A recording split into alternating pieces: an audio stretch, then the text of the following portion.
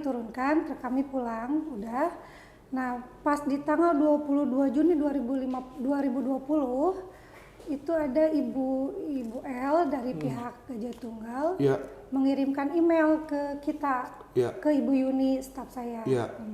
Yang isinya intinya di email itu barang diambang maksimum kotorannya, namanya DET ya, nama laboratoriumnya DET-nya itu diambang maksimum, bahwa barang kita itu tidak bisa diproses gitu Pak.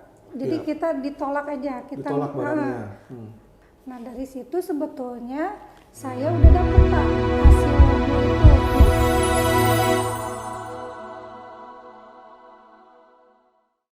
Halo, selamat siang teman-teman, kembali dengan saya Alvin Lim di acara Quotient TV. Bagi teman-teman yang belum subscribe, silakan subscribe ya supaya tidak ketinggalan program dari kita teman-teman ya. Dan Quotient TV ini kami adalah channel yang terbuka untuk masyarakat. Bagi masyarakat yang punya kasus atau ingin dibantu diviralkan bisa menghubungi kami, dan kami juga terbuka untuk lawyer-lawyer lain ya yang mungkin mempunyai kasus yang ingin agar supaya mendapatkan atensi dari masyarakat dan pemerintah bisa menghubungi kami. Hari ini saya kedapatan seorang anggota masyarakat ya, seorang ibu yang akan menceritakan tentang permasalahan dan kasus yang dimilikinya. Silakan Ibu perkenalkan diri. Ya, nama saya Egi dari Cianjur. Saya dari CP Agung Jaya. Oke. Nah, Ibu ada permasalahan apa nih kira-kira, dan apa? Coba tolong diceritakan secara jelas, Bu. Ya, saya cerita aja dulu ya Pak ya. Di tanggal 15 April 2020 saya kan kirim barang. Kita ada kerjasama dengan PT Gajah Tunggal ya. Kita kirim barang sesuai PO mereka. Kita kirim barang juga disertakan dengan surat jalan dan COA, sertifikat lab ya. Dan mereka pun begitu barang datang itu biasanya barang masih di atas truk itu mereka ambil sampel untuk mereka cek sendiri di lab mereka.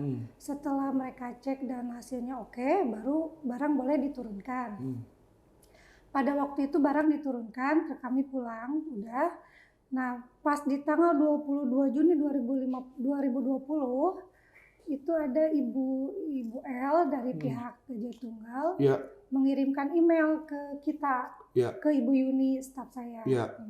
Yang isinya intinya di email itu barang saya yang dikirim tanggal 15 April itu diambang maksimum kotorannya, namanya DET ya, nama laboratoriumnya DET-nya itu diambang maksimum. Diambang maksimum. Oke. Waktu itu juga kita sempat minta ke Ibu L ini, hasil labnya mana Bu, kita mau lihat gitu ya, karena hasil lab di kita kan bagus gitu ya Pak ya. Nggak dikasih juga tuh Pak, waktu itu belum sama Bu L itu nggak dikasih. Nah di tanggal 30 Juli kita dapat email lagi dari QA-nya Gajah Tunggal yang inisialnya ada dari I ya.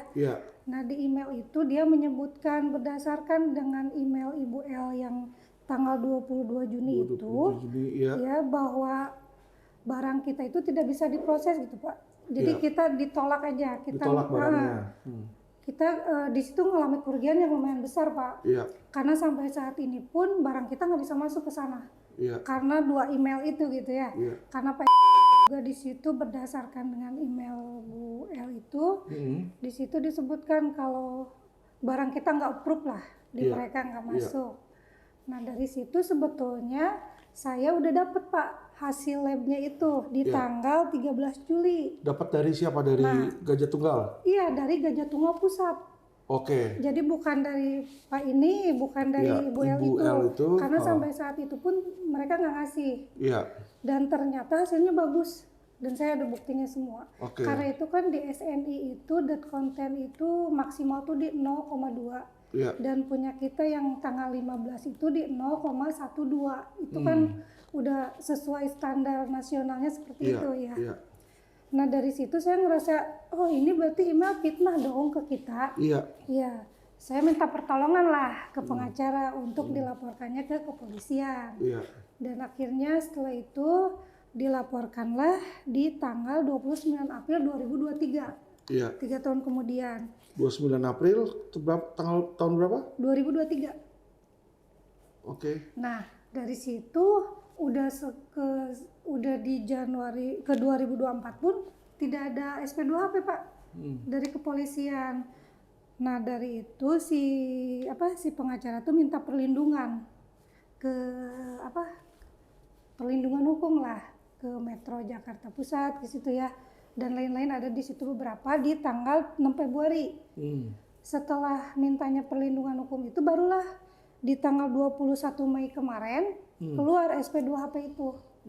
Yang isinya sih kepolisian udah klarifikasi ke 5 orang saksi dan mereka mau manggil saksi-saksi lagi gitu, Pak.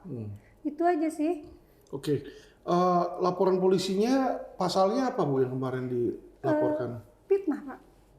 Fitnah. 310 311 atau ITE? Saya kurang ngerti ya. Ada di sini Pak sebentar. Ini pelaporannya. Coba. Oke, jadi kalau kita lihat di sini tindak pencemaran Undang-Undang Nomor 1 Tahun 1946 tentang KUHP sebagaimana dimaksud pada pasal 311. Jadi dilaporinnya pasal 311 nih. Iya. Pasal 311 ini tentang fitnah ini di sini. Iya. Ya, tentang fitnah.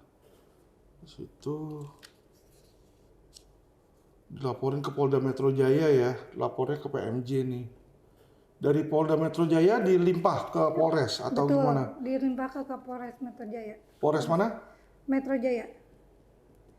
Enggak dong, Polda Metro Jaya lempar ke Polres apa? Jakarta Utara, Jakarta Barat. Pusat. Ini Jakarta Pusat ya Pak ya? Oh iya, Jakarta Pusat Iya, kan. SP2HP. Jadi dari Polda Metro dia limpah ke Polres Jakpus di sini. Polres Jakarta Pusat keluar surat penyelidikan 29 Januari 2024 nih 2024 baru keluar surat penyelidikan surat diskrim umumnya. Jadi ini lama sekali dia nih limpahnya nih prosesnya. Itu pun setelah kita meminta perlindungan hukum itu di tanggal 6 Februari kemarin 2024 ini baru keluar. Telah melakukan pemeriksaan klarifikasi terhadap 5 orang saksi yang bernama Saudara Frans Salom, Yursang, Yuniarsi, Frans Salom, Egy Semimogia, Hendriansi, Saudari Yuniarsi, Faida, Linda Subekti, dan Ismail Saleh. Belum ada hambatan melakukan panggilan klarifikasi rencana tindak lanjut pada Yusuf. Oke. Ini 21 Mei 2024. Oke, terus ini udah jelas. Terus sekarang permasalahan Ibu di mana nih? Ada hambatan atau apa nih kira-kira yang membuat Ibu kok sampai datang ke Iya, ini ada harapan gitu aja sih Pak ya. Semoga dengan saya datangnya ke sini, saya kan untuk perkara tersebut juga bisa berjalan, tidak lambat kayak kemarin kan sampai 1 tahun sudah ada SP2HP. Ya itu saja sih Pak. Semoga bisa berjalan dengan baik sesuai proses hukum yang berlaku. Oke. Ya, itu kami memberikan pesan ya kepada Kapolres Jakarta Pusat ya. Karena ini ada di wilayah Polres Jakarta Pusat. Pada Pak Kapolres ini tolong ada masyarakat ya yang mengadu ke LQ di mana masyarakat ini sudah membuat laporan polisi ya. Sudah. Dan laporan polisinya saya berikan nomornya di sini buat supaya bisa Kapolres menjadi atensi. Laporan tipe B 2304/4/2023 Polda Metro Jaya tanggal 29 April 2023 ya. Tolong Bapak Kapolres, ini laporan sebenarnya laporan simpel sekali tentang pasal 311 tentang fitnah agar supaya ditindaklanjuti Pak. Karena ini ada anggota masyarakat yang merasa dirugikan ini ya betul. Dari fitnah tersebut yang sudah menimbulkan kerugian bagi dirinya dan perusahaannya di situ, betul. Pak. Oke, kira-kira kalau Bapak Kapolres ada di depan Ibu mau bicara apa? Silakan sampaikan. Mohon apa ya Pak ya? Ya dijalankan saja ya Pak ya, sesuai dengan hukum yang berlaku gitu. Oke. Terus kelanjutannya selain bikin laporan polisi, apakah dari perusahaan sudah melakukan gugatan perdata? Sekarang belum sih. Belum ya. Jadi cuma jalankan ini aja ya, apa namanya, laporan pidananya. Kerugiannya sekitar berapa ini Bu? Besar sih Pak, besar karena kan kita juga di sana menyimpan bahan baku, bahan setengah jadi, dan sampai saat ini pun kita belum bisa jalan dengan benar karena ini gitu. Karena waktu itu supplier kita satu-satunya cuma ini Pak. Jadi begitu ini bermasalah udah pabrik terhenti, karyawan dipulangkan. Ya lumayan besar lah, di atas 100 M Pak. Bahan baku apa?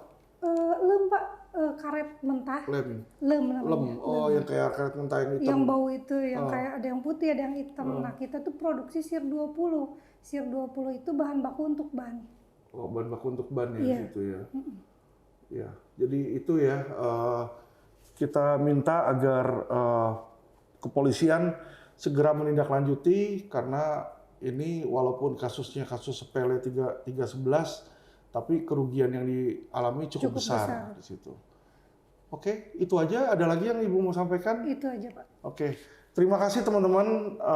Walaupun singkat, tapi kami berharap ini padat biar teman-teman bisa melihat problem-problem apa sih yang ada di masyarakat sampai masyarakat itu datang ke law firm dan minta bantuan teman-teman ya. Dan bagi nanti teman-teman yang lain masyarakat yang mungkin mengalami kesulitan kasusnya nggak berjalan atau ada kesulitan dalam mendapatkan layanan dari pejabat atau pemerintahan, silakan datang ke kantor kami ya, yang bisa kami bantu kami akan bantu di sini. Dan juga kepada pihak terkait Gajah Tunggal, coba ini dijadikan atensi ya, diperiksa karena jangan menjadi fitnah bagi orang dan merugikan bisnis-bisnis, terutama bisnis-bisnis UMKM ini ya. Tolong dibantu pada direksi Gajah Tunggal. Saya tahu Gajah Tunggal ini salah satu ownernya Pak Lokeng Hong gitu. Dia ada beli saham Gajah Tunggal banyak sekali itu katanya 5% atau berapa itu. Oke, terima kasih teman-teman. Salam cerdas hukum.